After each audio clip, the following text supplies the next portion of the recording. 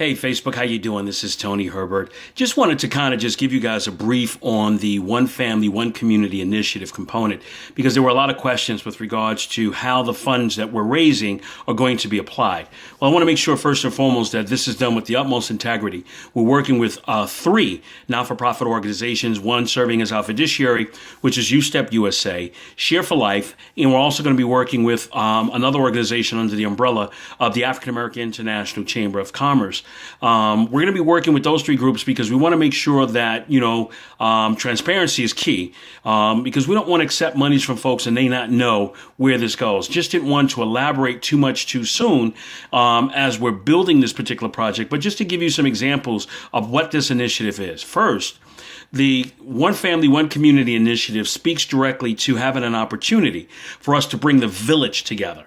That village meaning that we're going to be reaching out to over 135 organizations, not-for-profits, and some community-based organizations to get involved. And we're going to utilize the resources that they have, the manpower that they have, and we're going to compile that with resources that we have readily available to what our taxes pay for.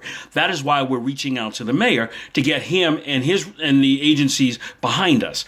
We're going to utilize those programs and those funding sources to be able to be in a position to flood the areas where there's issues of violence in our community. That'd be the Bed-Stuys, the Brownsvilles, the Bronx, the Southeast Jamaica, Queens. Areas like that, Staten Island, Coney Island.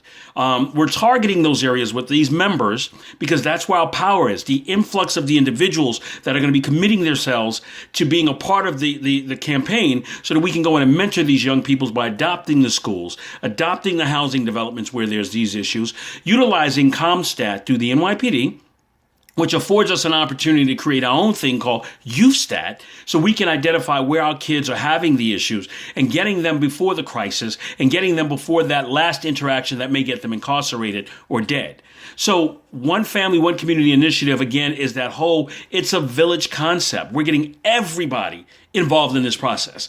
And by means of that, we're talking about being able to do one-on-one mentoring sessions, taking our young people by working with our brothers in the Black Federation or the Federation of Black Cowboys and taking them on trips and retreats to learn how it is to work with the animals, and care for life. That way that they would bring that back and actually introduce that into working next to others that they would care for as well. There are so many things tied to this campaign.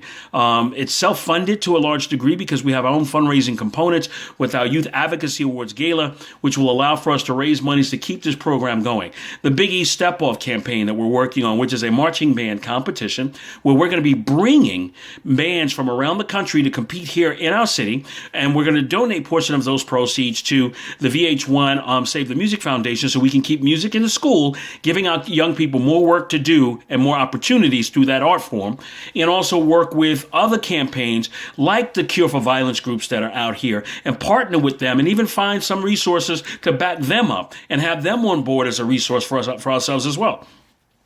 This thing it's not a one-off, it's not a Band-Aid fix, it's not a one-off situation. This is about a sustained campaign that is actually going to be in our people's faces. We're going to definitely saturate our housing developments in our schools with these bodies of individuals, of mentors, professionals from all walks of life that will allow us to go in and show these young people that yes, you do matter. Yes, your life is important to us. And yes, you do matter with regards to your existence and being able to carry on our society. So I give you a brief on what this is all about. If you have any questions, feel free to give me a call. I can be reached via Skype or I can be reached, via phone, 347-977-2300.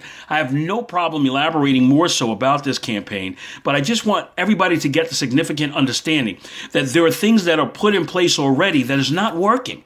They're throwing things in our community, and unfortunately, they're not hitting the ground, and it's not hitting the target of the individuals, pardon the pun, that we need to be able to receive these resources. Our young people are not going to go knock on anybody's door and say, hey, I'm here. We've got to take it to them. We've got to show our parents that we support them. We've got to be there to work with our seniors to ensure that they know that they can feel safe and create that dynamic of our young people talking and walking with them.